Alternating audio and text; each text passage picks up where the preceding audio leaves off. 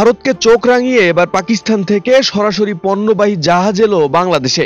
এর মধ্য দিয়ে দুই দেশের সম্পর্ক নতুন মাত্রায় পৌঁছানোর ইঙ্গিত দিচ্ছে।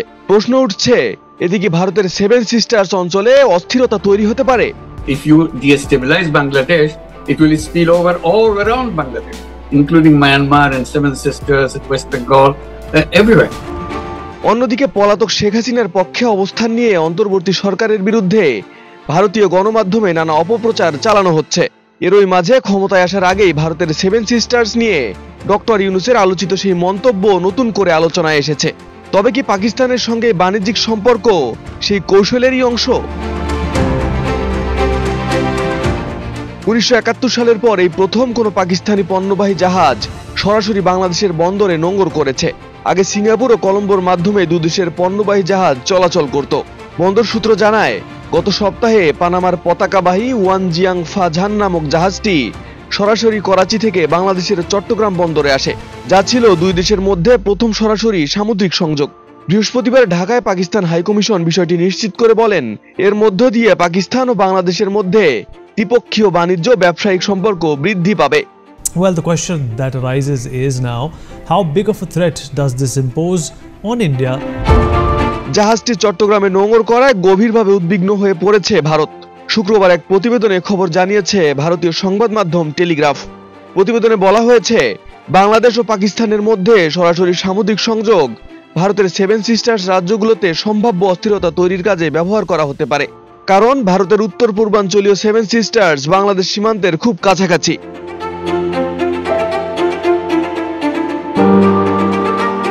প্রতিবেদনে আরো বলা হয়, সাবেক স্বৈরাচার প্রধানমন্ত্রী শেখ হাসিনাকে ব্যবহার করে ভারত চট্টগ্রাম ও মংলা থেকে চীনকে দূরে রেখেছিল, কিন্তু এখন পাকিস্তান চট্টগ্রাম বন্দর ব্যবহারের সুযোগ পেয়েছে। ফলে পাকিস্তান থেকে নিষিদ্ধ পণ্যসহ অস্ত্র আসতে পারে বাংলাদেশে। আবারও সক্রিয় হতে পারে বিচ্ছিন্নতাবাদী দল উলফার মতো সশস্ত্র গোষ্ঠী। এদিকে ভারতীয় বিশ্লেষকরা বলছেন, ডক্টর ইউনূস ক্ষমতায় আসার পর বাংলাদেশ একটি রিসেট মুডে আছে এবং তাদের অগ্রাধিকারগুলোর মধ্যে একটি মনে হচ্ছে ভারত থেকে নিজেদের দূরে সরিয়ে রাখা এবং পাকিস্তানের আরো বেশি কাছাকাছি হওয়া। রপ্তানির প্রধান উৎস হিসেবে ভারতকে প্রতিস্থাপন করা বাংলাদেশের পক্ষে অসম্ভব হবে। পাকিস্তান ও বাংলাদেশের মধ্যে ক্রমবর্ধমান বন্ধুত্বের কারণে আমাদের উদ্বেগ এই অঞ্চলের নিরাপত্তা নিয়ে।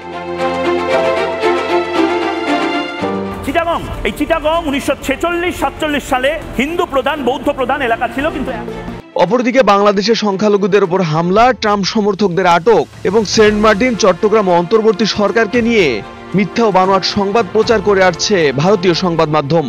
বাংলাদেশের পররাষ্ট্র মন্ত্রণালয়ের পক্ষ থেকে এ ধরনের ভুয়া সংবাদ না ছড়ানোর অনুরোধও জানানো হয়েছে।